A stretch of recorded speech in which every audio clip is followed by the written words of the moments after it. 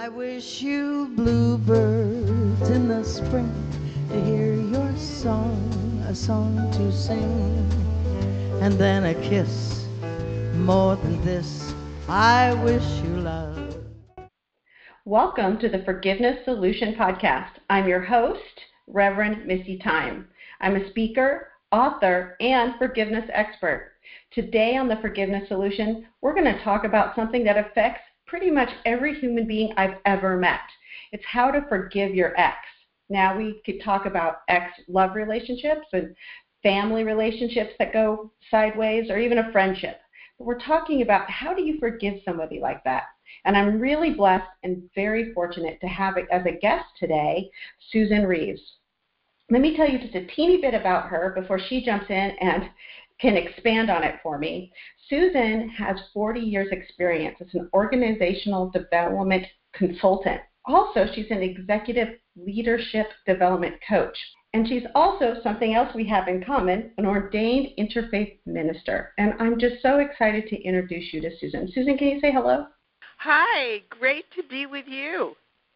Well, today we are going to touch on a subject that's near and dear to my heart and currently in your heart. And I can't thank you enough for sharing, one, your personal story and also your wisdom and your forgiveness knowledge. Susyn and I also share a passion for the power of forgiveness, and I'm so excited that she's here.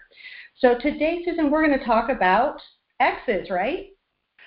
Absolutely. And I have a very current story to talk about.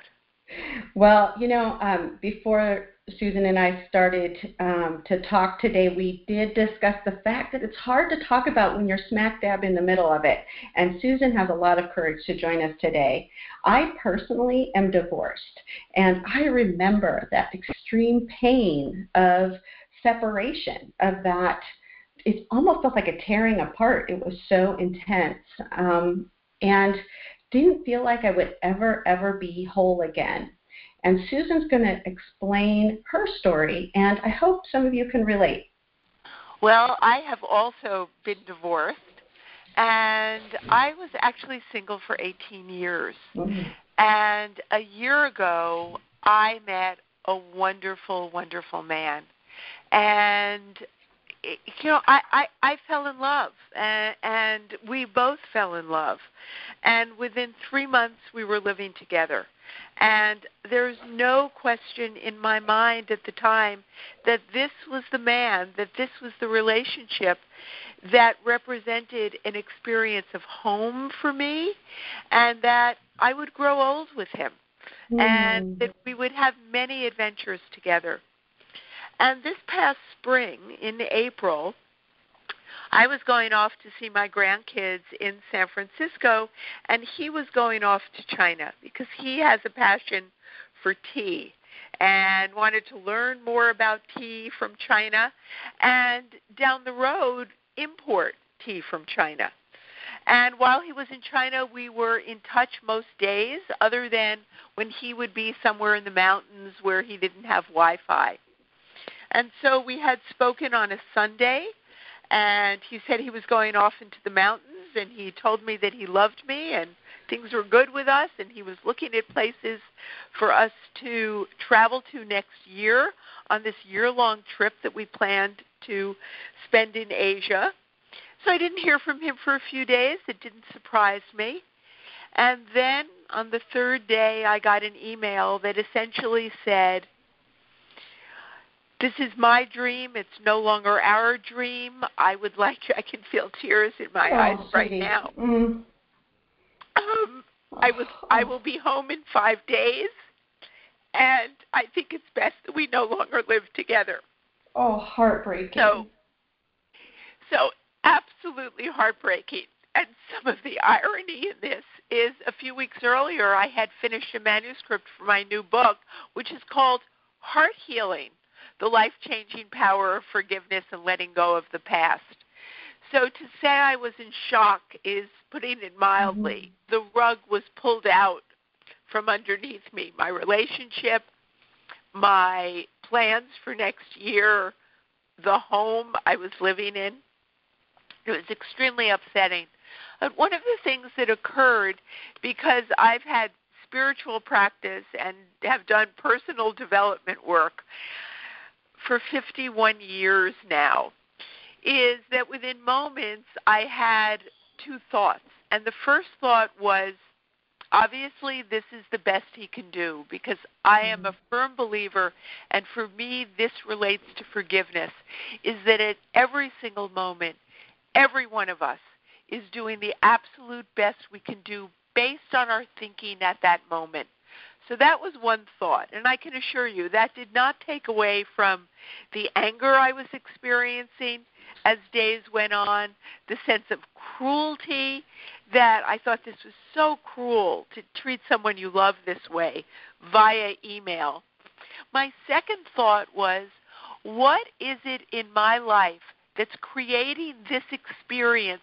Not so much the experience that I get this email from China out of the blue. It is creating the inner experience within me of once again being cast out, of that sense of I'm not loved, and an old belief that I had that boys don't like me. And so what I immediately did, and this is, I'm saying this in neon lights, I immediately called dear friends who I know love me unconditionally. And the gift of this is that at this age, having done this work for decades, is I no longer feel shame about situations that when I was younger, if someone broke up with me, I would be ashamed in the past to express that, because I thought then people would know that there's something wrong with me, and that people don't really love me. And so I reached out, and I spent the weekend. I drove to a dear friend's house an hour and a half away. She and her husband just let me cry and say whatever I had to say.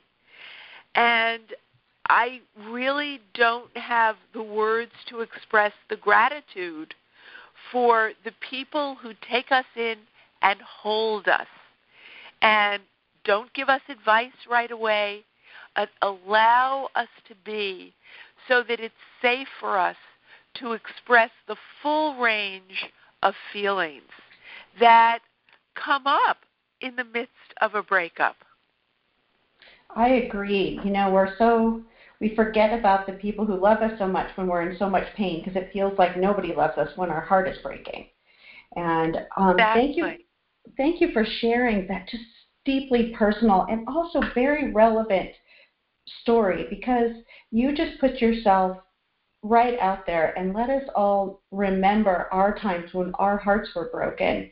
And then we kind of feel stuck. And I thought what you said was just beautiful, is that this wonderful man that you love, it's not that you don't think he's wonderful, but you know that he was doing the best he could do.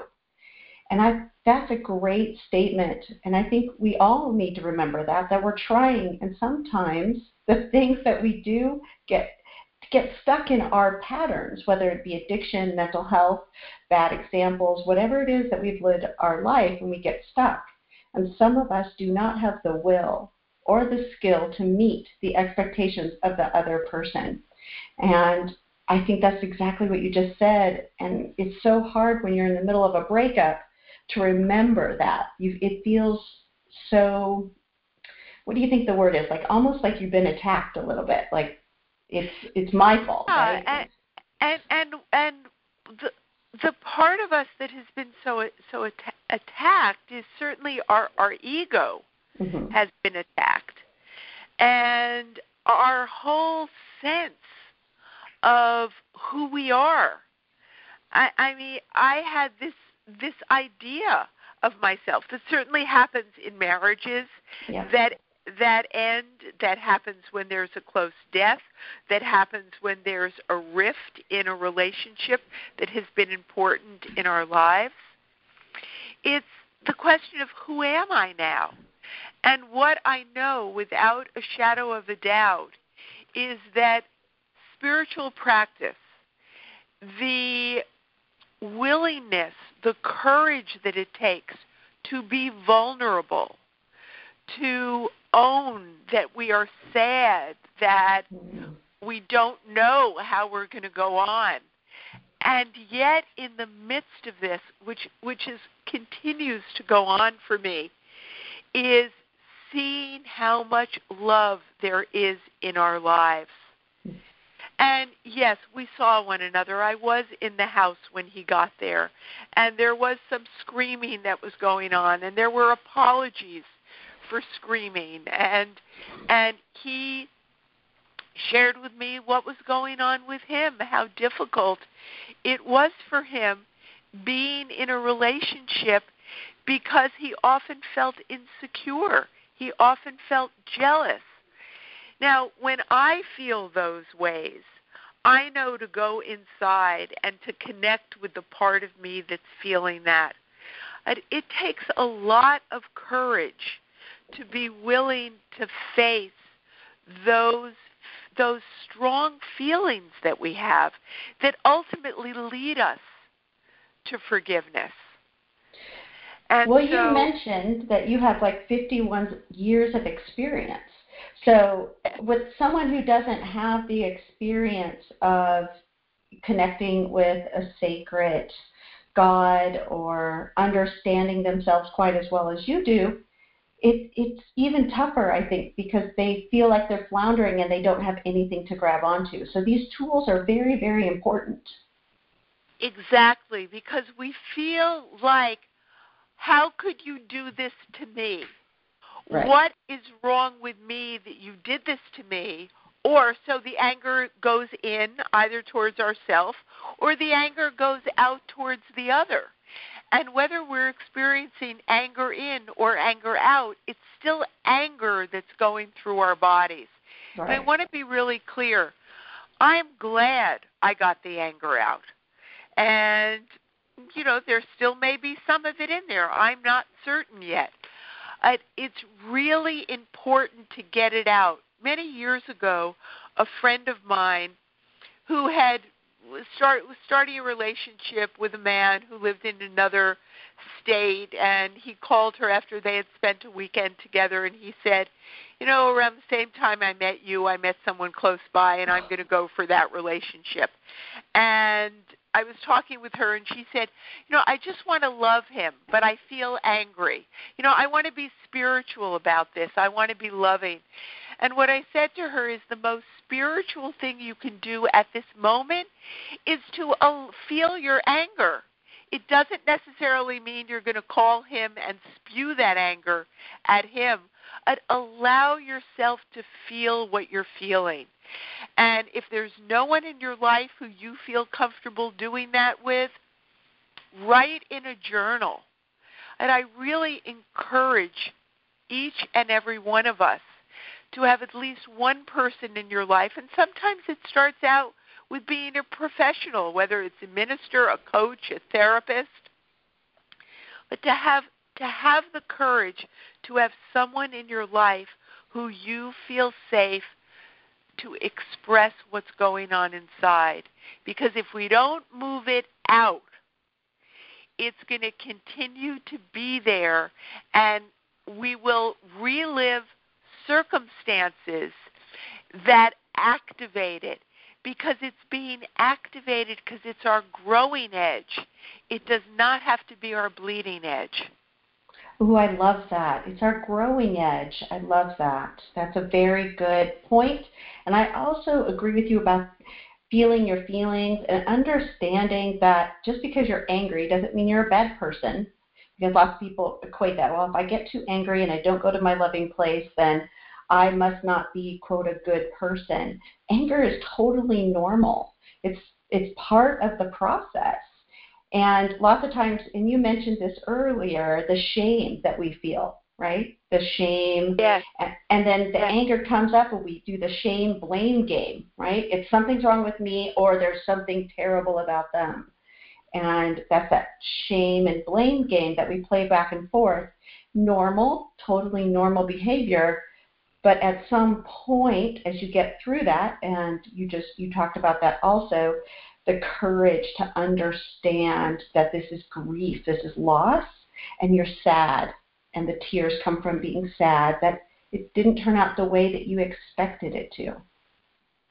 Yeah, it's a dream has died. Suddenly that rug being pulled out and wanting to understand it from our heads. And I think what also happens with exes is then, so if you're a woman, you're more likely to be talking about it more, what he did, what she did, what, dependent on, whether it's a heterosexual relationship or if it's a gay or lesbian, whatever the relationship is, that person did it to me and I'm not going to be okay until they apologize. Oh, yes. And when that's the case, then my ability to let go is dependent on another person doing something.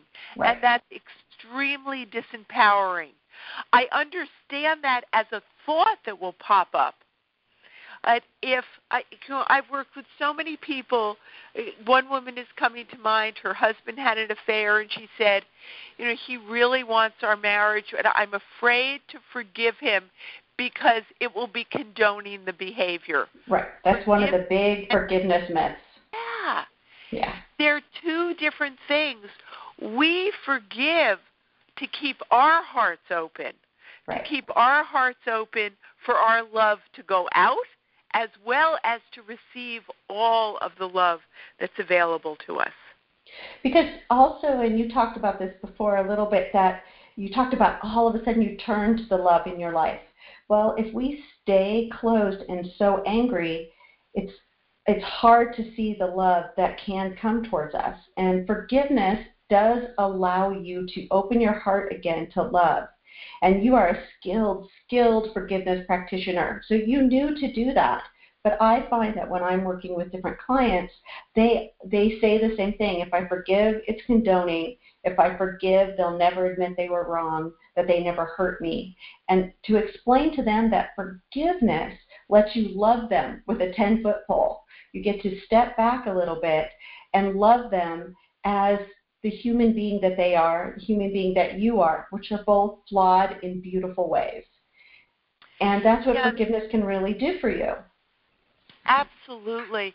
That's why for me it's been so important, the idea that at every single moment, every one of us is doing the absolute best we can based upon the programming that's running us.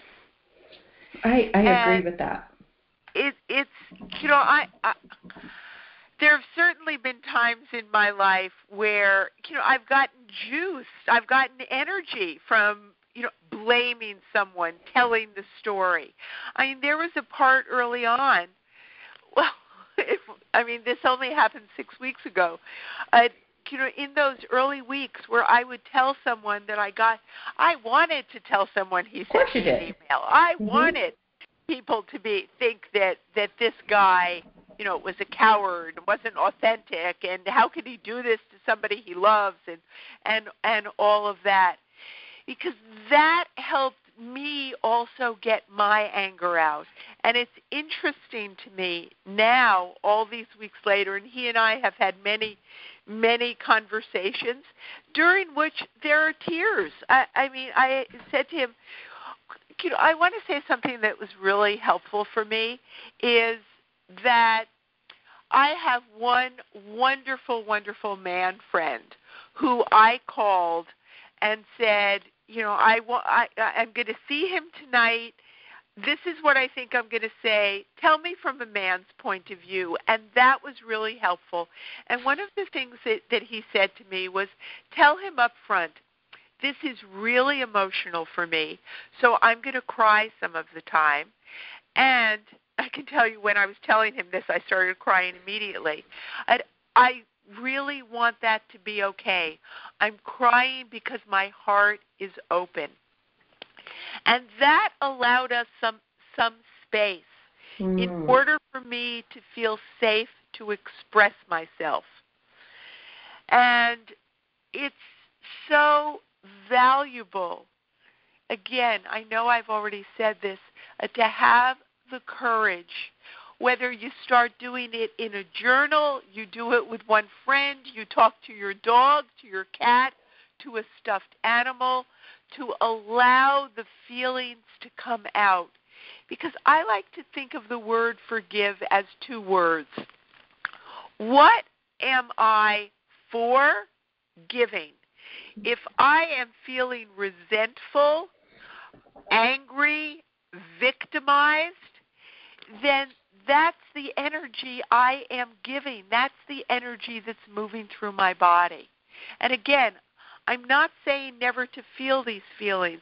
And if we feel these feelings in the moment when we feel them, then we don't have to carry them around with us for years and decades and have them resurface over and over again in our relationships. I call that like Dorothy from The Wizard of Oz, going through the yellow brick road.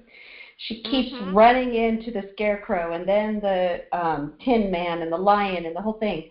These things along the path, she keeps having to deal with it over and over again when she thinks she's got it taken care of. And she meets again, and then there's monkeys and bad witches. You know, it's a lesson that happens over and over again. And part of your relationship is learning from that relationship and dealing with the anger and the different things at the time so it doesn't pop back up again, or you can recognize it much quicker at least. And, you know, the whole time Dorothy had the power. She just did not realize that she did. Yes, yes. And that's why that's such an important story, is that all of that, the courage, is within us. And we learn that by going through these difficult circumstances and keeping our hearts open. Oh, that's really beautiful. You know, when somebody is stuck in this pain, and from your point of view, from my point of view, it's important to kind of have a strategy to move forward. You turned right into your well-understood and well-learned strategy from years of working in this field. But for somebody else out there who's not as versed in forgiveness or the breakup situation, I really kind of want to list out like 3 separate things. You know, first, feel your feelings. Find love in your life like you did. You turn to the people who love you so much, and you are so lovable, Susyn. You are so lovable. And then also you had the courage, and you're still having the courage to learn from this and still stay in love, even though the anger shows up. And tell me if I have that on point. Yeah, absolutely. And what I would include in that is reach out and ask for. I called up friends immediately and said, can I come and stay at your house this weekend? And they said yes. And they said, we're doing this, that, and the other thing. You're welcome to be with us. I said, no, I really don't want to be around people I don't know. I don't want to have small talk, and I don't want to get into this with people I don't know right now. And so I got under the covers. I got novels to read. I'd have an insight every so often about, you know, I said at one point, I'm feeling disposable. And my friend said, well, you know, what's an affirmation that you can think of that's not disposable? You know, how about I feel loved? And I said to her, that's a great affirmation. Right now, I want to get all of the disposable out of me. And I knew, even though I hadn't been journaling for the previous 2 months, I knew from previous experience, get out the journal and start writing about being cast out, because that's what came up for me, that I was once again, somebody didn't want me. And the writing, because I think of the word write as both W-R-I-T-E as well as R-I-G-H-T. Nice. And that really helped. But as you said, feeling the feelings, acknowledging them.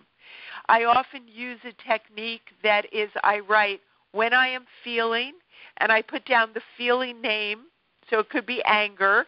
I also put down the physical sensation, knots in my stomach, tightness in my chest.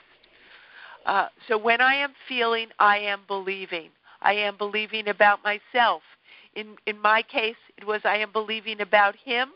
I am believing about relationships. I'm believing about love.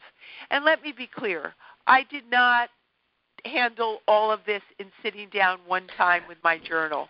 Right. I am continuing to write every day. And I'm a journaler myself. I joke my journal has my shopping list in it, a quote I ran across, and then some deep feeling. And it's something that's always kind of by me, and I talk about that also in my book about writing yourself honest, because it's a little bit more poignant and to the point. And also things jump off the page at you after that. You're like, oh, I see something I couldn't see when it was bouncing between my head and my heart. When I kept trying to change the story, and that's what forgiveness fixes for you. It's a dose of reality, the sadness, the anger, the unhappy feelings, those ugly unforgiveness feelings.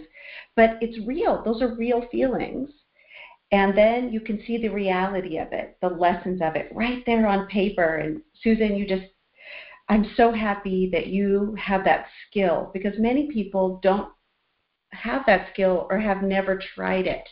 So if you're listening right now, grab a piece of paper. I don't care if it's on the back of a lunch bag.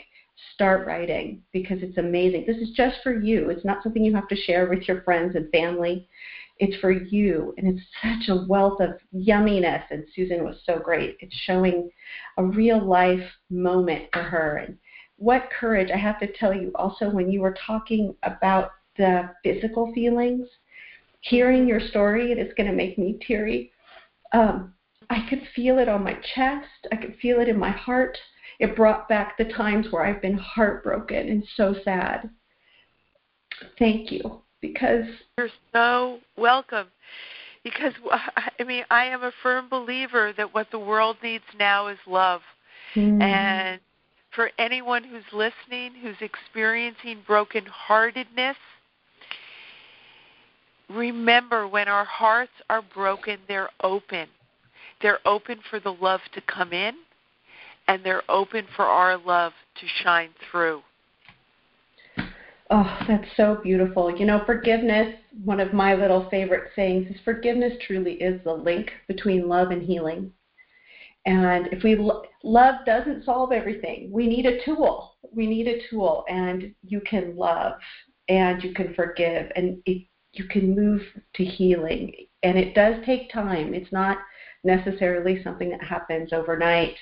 But put your feet on the path and feel the love that is so around you. And Susyn, I love you, and I'm so happy that you're able to share such a personal, deep story in your life that you're going through right now. Really deeply appreciative to you and really grateful. Thank you for this opportunity. I know what it's like to hold on to resentment and a sense of victimization. I experienced that many, many, many times, earlier in my life. And I will admit, I am amazed at how I am walking this path right now. Well, you are a beautiful example of lessons learned, forgiveness understood, and an open heart, even though it was breaking. Thank you. And if somebody wanted to get a hold of you, where would they do that? Sure. It would be best right now to get a hold of me via email, because my website was hacked. Oh. And my email is, it's my name, and I'm going to spell it because it has an unusual spelling. It's Susyn, Susyn, at Susyn Reeves, Susyn REEV as in Victor E.com. Okay. Thank you so much for showing up to the Forgiveness Solution and for your wisdom. I have to tell you, she's a very wise woman. From the moment I took a class from her actually years ago, and that it touched me. And then Susyn and I have been in contact since, and she's a very wise, wonderful soul. If you would like to get a hold of me, that's Rev Misty. Please look for me right there at revmisty.com. Send me an email at revmisty@outlook.com. And also, so excited, my book is ready for pre-order, The Forgiveness Solution, a step-by-step process to let it go, based on a big forgiveness issue in my life and lessons I learned. And I can't wait to share them with you. Have a blessed day. I wish you bluebirds in the spring to hear your song, a song to sing, and then a kiss more than this. I wish you love.